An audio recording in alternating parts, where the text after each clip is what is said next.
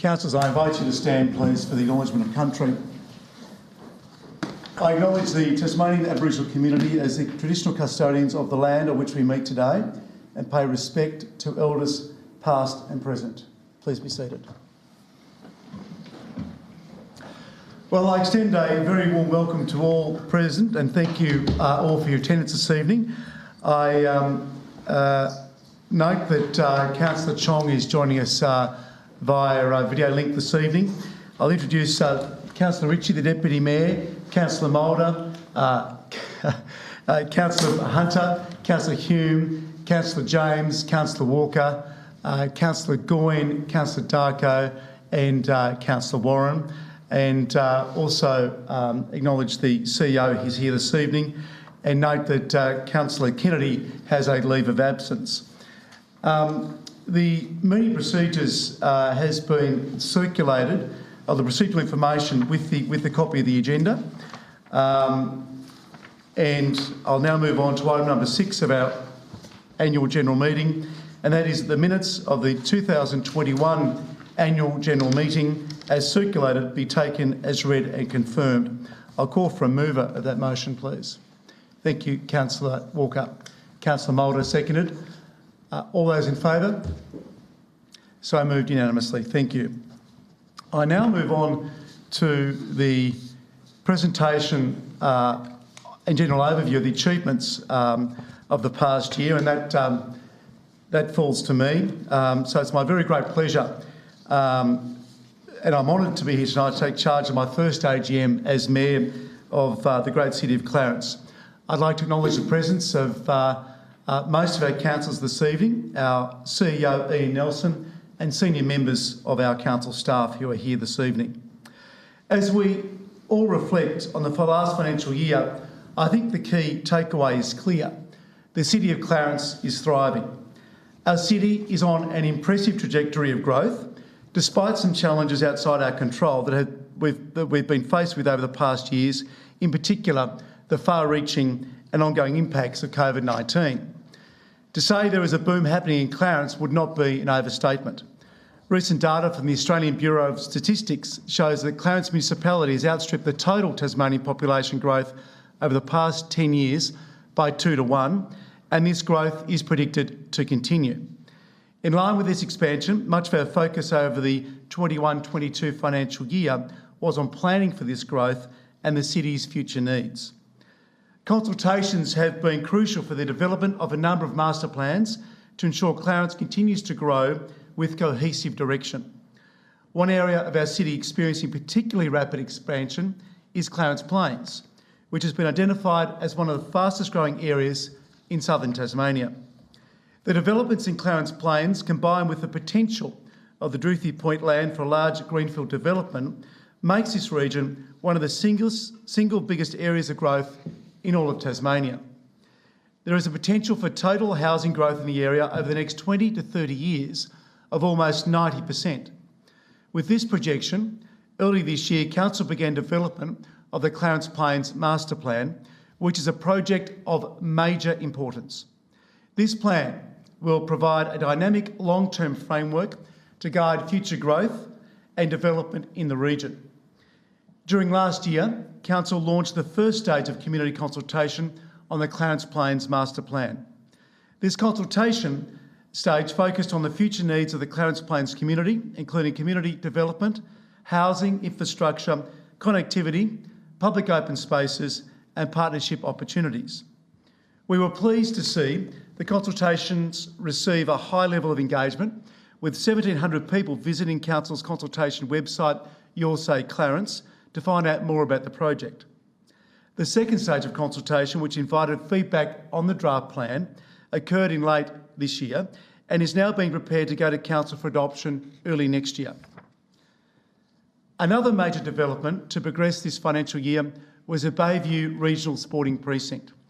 In collaboration with Bayview Secondary College and the Department of Education, Council progressed a draft master plan to develop a community sporting precinct at Bayview Secondary College in Rokeby. It is proposed that this precinct will act as a community-level sporting hub for the Clarence Plains and South Arm Peninsula, encouraging community members to participate in sport and recreation and to improve physical, social and educational outcomes within the immediate community. Council undertook community consultation on the concept plans for the precinct, with feedback considered by Council at a workshop late last year. The Bayview Regional Sporting Project was listed as an infrastructure priority for focus in the federal election campaign. As a result, a detailed business case and feasibility study for the project is set to be undertaken in the 22-23 financial year. This large-scale project will have the potential to change for the better, the lives of countless Clarence residents by making sport much more accessible. During the May 2022 federal election, we saw an influx of funding commitments for our city. The new federal Labor government committed $20 million for upgrades to the Derwent ferry service, including new and upgraded ferry terminals at Bellerive and Lindisfarne. This is a show of confidence in the importance of our municipality as part of Greater Hobart. The federal government also committed $60 million to upgrade and strengthen the Hobart International Airport's runway, $30 million towards upgrading the Mornington roundabout, and funding for the establishment of a new Clarence Headspace facility. More recently, we saw the 2022 local government elections deliver a fresh and diverse new council for Clarence. As we sit here tonight for our first AGM together, I think the excitement and energy of our new council is bringing to this chamber and to our community is almost palpable, and I thank you all for that. We have much to deliver on, and I have every confidence that this newly elected council is more than up for the challenge. I would like to take this opportunity to thank my predecessor, Doug Chipman, for his 22 years of service as an elected member of this council. Doug's dedication and his contribution will continue to benefit the City of Clarence for many years to come. Thank you also to everyone who has contributed to making our city the wonderful place it is over the past financial year. In particular, to our hard-working and committed staff, ably led by our Chief Executive Officer, Ian Nelson, and our many volunteers who work tirelessly for the betterment of the City of Clarence. To you all, I say thank you. And that's my report. And I now call upon the Chief Executive Officer for his presentation, please. Thank you, Mayor. Good evening, everyone.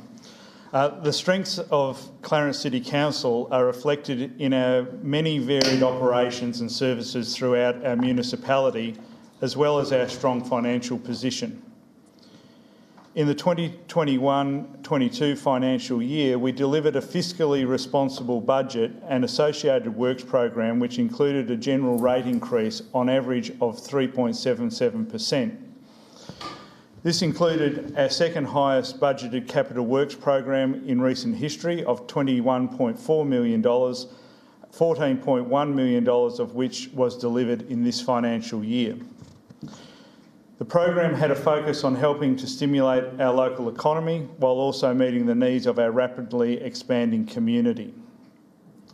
It seems like a lot more than 12 months ago when the doors to Tasmania's borders fully opened to other mainland states and territories last December, and the first time since the pandemic had started. And we were faced with the new reality of learning to live with COVID-19 in our community.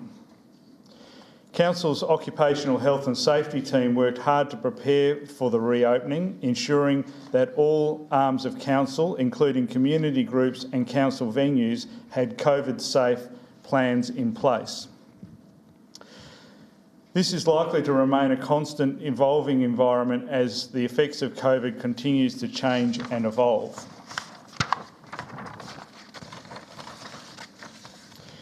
I'm confident we have the right measures in place to keep our community as safe as possible now and in the months and years to come. This year, a challenge Council experienced was an increased level of cyber threat.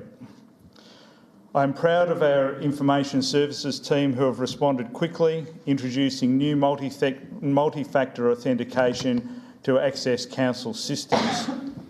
These measures are among the strongest protections an organisation can implement to prevent cyber threats from taking hold. This action has also ensured both councillors and council officers can work securely from any location. Additionally, our information services team implemented new advanced software to further monitor and protect council systems and customer data against unauthorised access. All council employees have been required to take part in a cyber awareness program, further helping to future-proof our organisation from threats. These measures are a good example of how our staff have shown resilience and innovation in the face of difficult situations. In other areas of council, our teams have continued to work diligently to meet the fast-growing and evolving needs of our community. Our planning department continues to meet the significant demands as interest in new development in Clarence remains strong. Despite the challenges brought about by COVID-19, our arts and events and community development teams have advanced their procedures to meet many new requirements in place to deliver their programs. I would like to acknowledge the efforts of all council staff, outdoor, indoor, and those working from our many community service sites. Our teams continue to provide dedicated and professional services throughout our municipality. Thank you to all of our staff across all departments and sites for your effort. I appreciate your service and genuinely enthusiastic approach and the genuine enthusiastic approach you all give to your roles in council. I'd like to take this opportunity to thank our former Mayor Doug Chipman as well for his many years of service and leadership. And finally, to our previous Deputy Mayor and councillors, thank you as well. Your support, decision-making and leadership have shown throughout the year. I'll say that again. Your support, decision-making and leadership shown throughout the year has allowed us to work to make Clarence a much brighter place. Thank you. Thank you, Chief Executive Officer. I now call upon our Chief Financial Officer, Ms Murrell, to present Council's 21-22 financial report.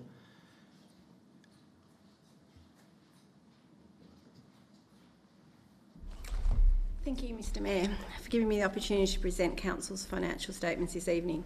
I just want to touch on a few items. Firstly, Council has statutory requirements in accordance with the Local Government Act, which it has to meet each year. One of those being Council has to lodge their accounts within the 45-day statutory deadline, which we achieved. Once again this year, the audit was undertaken by the Tasmanian Audit Office, and the Auditor-General has issued us with an unqualified audit report. I'd like to thank the team at Tas Audit for their efforts in relation to this year's engagement and the resulting audit opinion. I would also like to thank Council staff for their terrific effort and diligence in ensuring the outcome we have achieved. I would now like to highlight some of the key items from our financial statements that I think are worth noting in more detail. One of the key financial indicators noted in the financial statements is our underlying result. Council has again recorded a positive financial result. This measure shows Council's estimated operational result from owned source funds. What this means is that it does not include any capital grants or the contribution of capital assets. The underlying result of $6.6 million does, however, include our share of interest in associates and the derecognition of assets and operating grants that may not have been expended in the year the revenue was received. Delivering this underlying surplus is consistent with our long-term financial planning and supports the delivery of Council's strategic goals, which allows Council to invest in projects that seek to deliver benefits to the community. It also allows Council to minimise the rate shock to the Clarence community. As the Mayor mentioned in his speech, the financial statements also indicate that our city is continuing to grow. An indicator of this is the $10 million worth of subdivision assets that were recognised in the financial year. This infrastructure includes such assets as roads, footpaths, curb and gutter, street lighting, which are now held as council assets.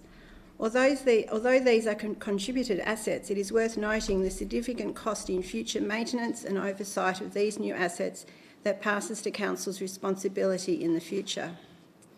In the past 5 years, Council has received contributed assets, subdivisions, of approximately $54 million. This ongoing growth in the city also places asset renewal burden on infrastructure that must be funded in a responsible and sustainable manner into the future. This can be achieved by ensuring that Council's renewal effort is adequately funded by cash-backed reserves, such as the Asset Renewal Reserve, which currently, as at the 30th of June 2022, has grown to $29 million.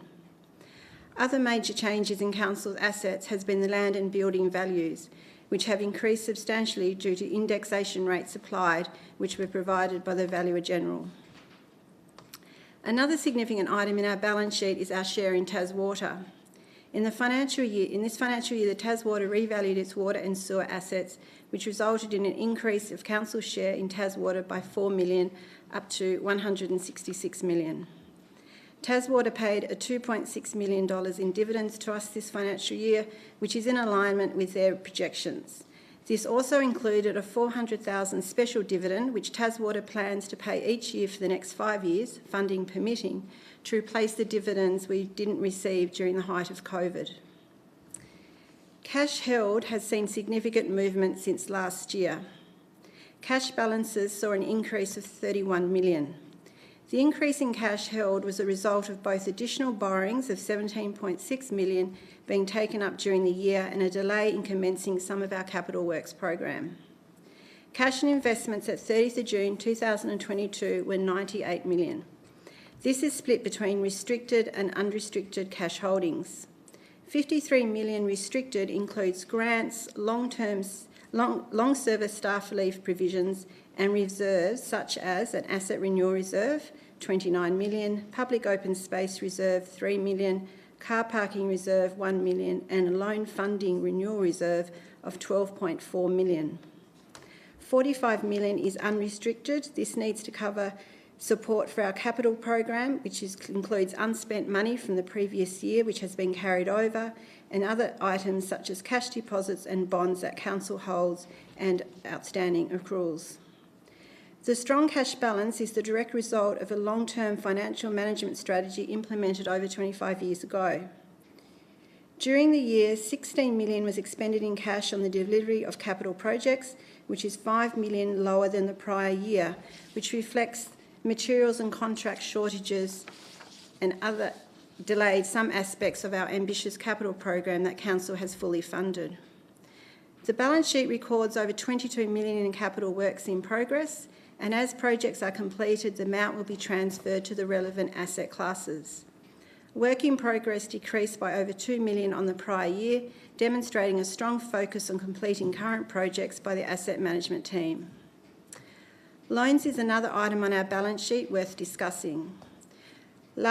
This year, Council has taken on additional borrowings during the year. This was largely due to being allocated a loan of $14.8 million, interest-free for 3 years, through the Local Government Loan Program to assist local governments with continued infrastructure investment during COVID times. As agreed by Council at the time, it is planned for these funds to be fully repaid in December 2024. A further $5.6 million interest-bearing loan was drawn down in May 2022 to assist with a strategic major capital works project and was entered into at a fixed interest rate in order to protect Council from interest rate risk. I would also like to highlight some items that we will continue to monitor and may impact us in coming years. We continue to operate in a continually changing COVID environment.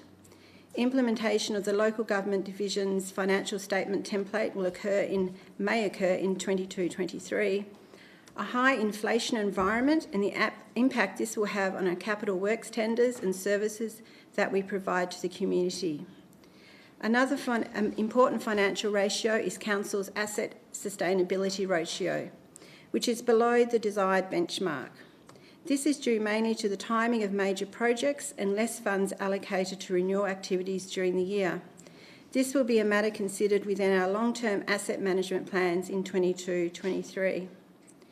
In summary, Council continues to ensure that the cycle of asset revaluations occurs within the requirements of the Australian accounting standards. The core principle of the financial strategy is to ensure that Council is in a sound financial position to fund all activities and can secure current and future asset services levels that aligns with the community's expectations of a modern, progressive city. Council is very well positioned to support its strategic goals and deliver benefits to the community in a well-structured, principled and affordable manner. Thank you. Thank you, Mrs. Vell. Thank you very much. Moving now on to... Any questions? Now, there's a question section without notice at 11, item 11. But with respect, Mr Mayor, we've been able to in the past ask questions of the CFO. Councillor James, if you're comfortable, Yep, Mrs. that's Morrow. fine. Councillor Thanks. James, would you like to ask a question? Thank you very much. Excuse me. You mentioned about the $14.5 million loan that was granted to council. We didn't utilise that over those last 3 years, I understand. well, it's just been part of the capital program on many different projects. Yes. So some of those projects have been finished, but others are continuing. Yeah. So did we invest that money into any short-term deposit for that we time? did. It is invested, so we are earning interest on that money. So in other words, we'll pay it back, but we've gained interest on it over the time? Correct. Yep. Thank you. On page 75 of the report, excuse my voice, but gee whiz, there's a total reserves as made up of a number of those line items of 390 odd million. Yep. Given that we may need a bucket of money for stormwater infrastructure, is any one of those that could be designated, and this of course is a big ask given that we've got a considerate budget, to even meet some of those outstanding projects in relation to stormwater? Yeah, well, it depends on the project and if it's renewal funding. If some of it is renewal funding, we can hit the renewal reserve. So that is what that has been built for, to help in that regard. New funding on a capital project is not funded from reserves, so we'd have to find other sources of funding for that. Thank you. Thank you, Councillor James. Are there any other questions for Mrs. Morrow? There being none, thank you very much. Thank you. Moving now on to submissions received. Well, there's been none received, so that won't require any discussion. I'll ask for a motion, please, to adopt the annual report. Moved by the Deputy Mayor as a seconder. Thank you, Councillor Goyne. Put that motion. All those in favour? Thank you. So moved. Now moving on to reports of activities and achievements of council committees and authorities. Are there any councillors who'd like to provide a report from their representative appointments? There being none, we'll move now on to motions on notice. There's none received there, nor are there any questions on notice. Now we move to questions without notice. Are there any questions without notice? Councillor James, you have the floor. No, you have the call, Councillor. No, excuse me. You have the call, Councillor James. Thank you very much. You. Yes, look, my question through you to Mr Lovell, in his capacity as City Planner, Manager of Planning. There has been extensive reconstruction within the Planning Department, and there have been a number of new appointments to planning. Has that now completed, and do we have a full complement? Mr Lovell. Through Mr Mayor, we have funding for the required number of staff. However, we do currently have some vacancies caused by resignations and by long-term ill health. So we are not at full complement, but we do have the required complement of full-time positions. Thank you, Mr Lovell. Second question through you to our CFO. Excuse my voice, but nevertheless. We do have a council meeting program for the 19th of December, and will council be given some consideration to that council being open to the public for deliberations in relation to any matters, and B, will council be considering, amongst other things, any other issue which may be discussed in relation to a buyback of the land at Kangaroo Bay? I think more appropriately the question should go to the CEO, not the CFO, so I'll ask Mr Nelson to address that question. Thank you. The meeting on the 19th is a ordinary council meeting, so it will be open to the public in the usual way. and any closed items that meet that requirement will be dealt with in closed meeting. Specifically to your question around the Shambroad matter, that will be in open council. Thank you. Councillor Hume. Thank you, Mayor. A question through you to the Chief Financial Officer. I'm curious about the financial challenges that are facing council in being in a high inflation environment, and I'm interested to know if we do have a sense for how the inflation in both capital and recurrent costs for council in this environment compares to CPI inflation. Thank you, Councillor Hume. Mrs Murrell. Through you, Mr Mayor, yes, the CPI is a problem, I could say, for council for their budget process. We have a EB linked to our CPI and many contracts linked to CPI. So we're forecasting a CPI at the moment. It is just a guess of anywhere between 5 and 6%. So it is a significant factor for us to consider as part of the budget process.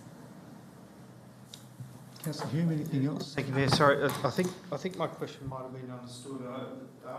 So I understand that in terms of our current expenditure, a lot of that is in salaries linked to the enterprise agreement, which is linked to CPI, but also in terms of capital costs, do we have a sense for how the inflation in council's capital costs is tracking, and is that above CPI or below CPI? Yeah, I had a conversation with one of the engineers the other day actually about this, and they're saying theirs is higher than CPI, what they're tracking and what some of the tenders are coming in.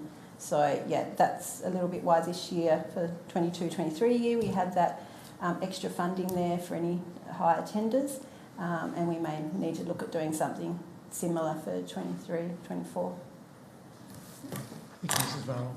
Are there any other questions without notice? Councillor Walker, do you have a question? Yeah, look, just for clarification, on I know on page 7 of the report it says our land area hasn't increased between 21 and 22, so I guess that's a relief as far as this coastline goes. The second point, though, is population. So I take that at about a growth of 3,760, which I would have thought is unprecedented in the city's history. Just wanting some reflections on how that growth is comparing with recent years, because that seems like in actual numbers it's profound, but I think in percentage terms it's right up there as well. Thank you, Councillor Walker. Thank you for the question, and through you, Mayor. Off the top of my head, I wouldn't have that detail to hand, so I might take that question on notice and circulate the answer through a briefing report. Thank you, CEO. Are there any other questions at all?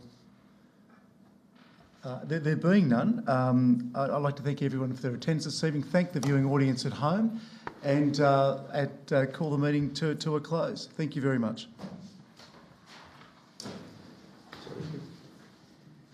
When do we have